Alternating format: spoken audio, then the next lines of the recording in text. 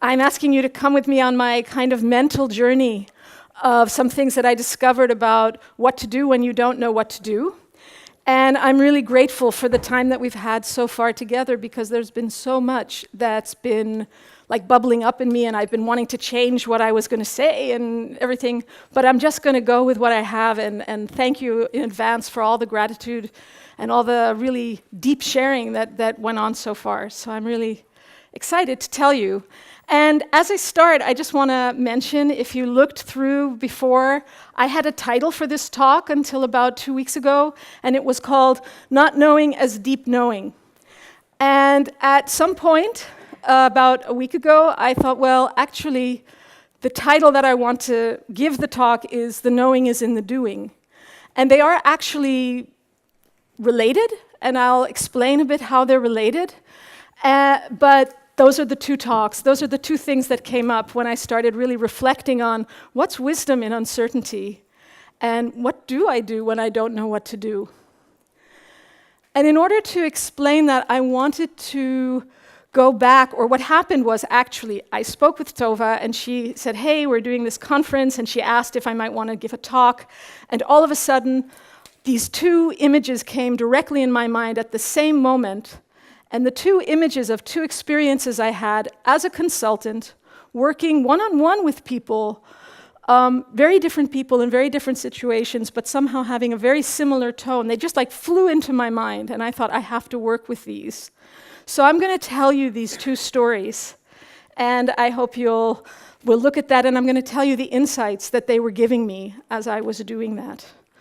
And I'll also try to bring it back to what the deep knowing is from not knowing, and what the knowing is in the doing.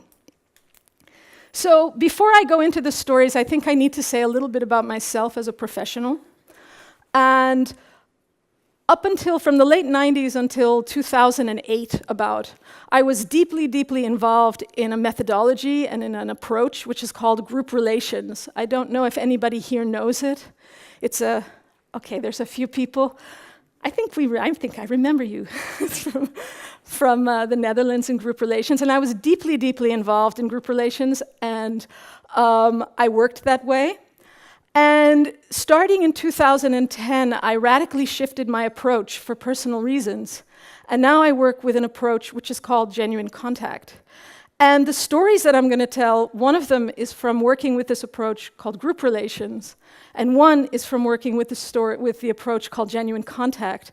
And that's important to me because basically both of these methods have a huge heart, and at the center of their heart, as far as I can understand them, they both want to empower people and organizations to become more healthy and more vital and more resilient.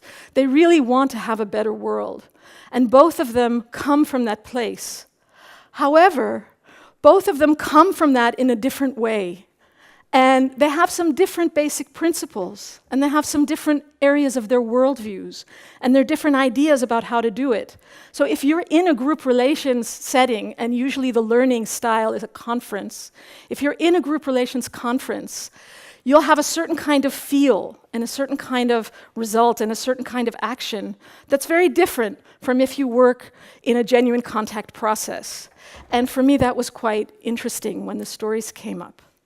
So I'm going to tell the stories with a little bit of context. The group relations story, which is the first one, it happened in 2008, and it happened here in the Netherlands at a group relations conference. And it was at the end of the conference, so it's a learning conference, an experiential conference, and at the end there's something called role analysis. And role analysis is where all of the learnings that you have in the conference, you're trying to bridge that boundary and go across the role and think, how am I going to bring this out into the world? So everything I've learned here, how do I bring it out into the world? And in this particular way that we worked, you had these conversations, and you had an hour, you had 60 minutes for that conversation. And when I say 60 minutes, I mean like 60 minutes. I don't mean 60 minutes and 25 seconds. I don't mean 60 minutes and 10 seconds. I mean 60 minutes, as much as possible. And that's part of the procedure and the protocol of that method. So there I was with this man who was a high-ranking civil servant working in a social organization. And this is what I look like. I don't know if you can see it.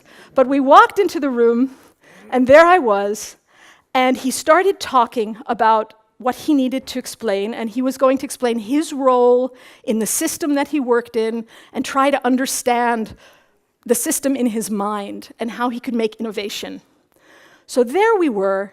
He was talking, and I would say within 3 minutes of that talk, I realized that although I understood every word he said, although he was speaking a language that I understood, I literally understood nothing. I had no idea what he was talking about. And in that method, one of the things that went through my head is this now my unclarity or his unclarity? Should I slow it down to make sure that I get clarity? But I was looking at him, and he really seemed to be into the story. And I was completely, I have to be honest, I was like really terrified in that moment because I really didn't know what to do. And what started to happen to me at that moment is there was, and that's where the not knowing, this deep knowing happened. What happened to me at that moment is I just said, okay, what does a group relations consultant do? I walk out in 60 minutes, no matter what. I am supposed to listen to the story and try to find and contribute where do I see what might be going on in the system, in his mind, and the role. So I'm trying to think of that and offer hypotheses, not a conversation. So offer hypotheses about that, and I make sure that no one else walks into the room. And I do that in the spirit of this method as much as I could. And so I sat there, and I think in that entire hour I said 3 things to him, which I thought were consistent. I made my little hypotheses in my talks, and he every time said, no, that's not it at all. And I was like, okay, so continue. And somewhere around 3 minutes before the end of this conversation, he looked at me, he smiled, and he said, oh my God, I get it. And he started to have this deep insights. And he was talking, and I still understood nothing. Yeah. So I was, okay. Deep insights, and he had ideas, and he had actions. And I left because it was 60 minutes, and that was my job. And I walked out of the room like, okay. And I actually went to the man who was running the conference, and he said, how did it go? I said, I think it went well. And he said, what was it about? And I said, I don't know. And I really don't. And he looked at me, and, bless him for the kind of person he was. He's like, oh, that's great. So that was this experience. And what was really interesting about it for me was that within that particular approach, within the conduct, within the frame of that approach, in living it, I was always getting results when I could do that right, getting results that were really consequent to the actual method without necessarily knowing why. And so the feel of that was really very, very beautiful, except there was one thing inside of me, which was as I was doing it more and more, I wasn't being able to handle the tension of what I felt was the worldview and what it was asking for me in terms of conduct. And it was a really difficult decision. It was really painful, but at some point I said, I don't think I can do this and be honest to the conduct that's being asked of me. So what I did is, through a lot of personal searching, I ended up at a different approach called genuine contact, which is an approach that's based in lots of insights around large group interventions, and especially around open space technology. And it has a very different series of beliefs, certainly in people, and it's very explicit about the beliefs, and it's very explicit about the approach. And I felt more at home there, and I feel more at home there. So that's the place where I'm practicing my conduct. And the second story is almost like the first, but I'll just mention it. I had a client, and we were having a conversation, and he said, oh God, I don't know how to deal with my new business. I need a strategy. It's really, really difficult. And he was really he's in a social justice organization, and it's highly political, and it was the closest thing to his heart. It's like his life, what he was doing. And he needed to create a strategy that was going to work for the government, like to make some money and get some subsidies. So he needed to have a plan.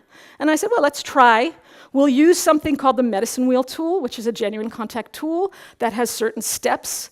And just briefly, the steps are: you start with the purpose, you go to leadership, you walk to vision, you go down and you look at community, you look at management, you look at the relationships, and you look at the environment. And at each step, you ask some questions and you go together. So there we are. We had about 4.5 hours here. And I came into that, and I started, and we went along, and first was fine, and again, 5 minutes later, he was having a great time, and I was completely lost. I didn't know what to do. And the beauty of that was that I spent those 4.5 hours saying, okay, all I can do is live as much of this behavior and conduct as I can within genuine contact and see what happens. And at the end, he had an amazing experience, and I still didn't know what happened. But I had luck with him because I still know him. And over the next 3 years, I started seeing what his vision was. Like, we could look at it and go, oh yeah, there's that piece. Oh yeah, there's that piece. Oh look, that came up. So we could see it. And again, it was really consistent and consequent with what he wanted. And it grew out of being consequent to the method. So there I was thinking about this talk, and I thought to myself, well, what is actually happening here? And a word kept coming up to me that I learned in another place, which is called conduct, or the word I knew, but the conduct, which is coming from the area of nature connection, which I can talk to you about at another point, which is another one of my passions. And they were saying, you know, you have structures, you have protocols, you have beliefs, you have lived behaviors. And whenever you're doing something, you need to hold yourself in that conduct, like the correct conduct when you walk into a forest, and the forest will treat you differently. Or the correct conduct when you meet someone. And that conduct is based on the beliefs of what you want to see in the world afterwards. And I felt like these stories are, to me, about conduct. They're about looking at and figuring out what, not even thinking about my ideas, but following that at that moment. And I had some insights, and I'll just briefly tell them to you, and I'll look at them. So the first one is, I think when we're in these highly complex and uncertain times, our desire, because we're so much in love, we want to make the world a better place, we want things to go well, is to try to understand, to analyze, to figure it out in the moment. And while that can be helpful, I think it's also a trap. And I think that we don't know. We can never know. We can't sit here and ever get all of the complexity in the room. The other thing that I realized is that the situation, so the world we're living in right now, or the context, or those men, or the system that lives through them, they know. They know what's there. It's sitting there. And what it needs is the appropriate conduct so that it can come out without me mediating it with my mind. And I call it the lived spirit of the method, the conduct. It's the spirit, the life. For me, it's like the operationalization of what you say when you say walk the talk. And it's combining these these practices and these ways of walking in that, and need to know what that is. And the last thing that I want to say is to surrender to it and be humble to that. And what I learned from doing this talk is when I do that, the knowing comes from the doing. And the doing is from looking back in the back and not analyzing it, but saying, what do I see? What do I see happening? What do I see growing in the end? And walking in that way. So, thank you very much. This is it.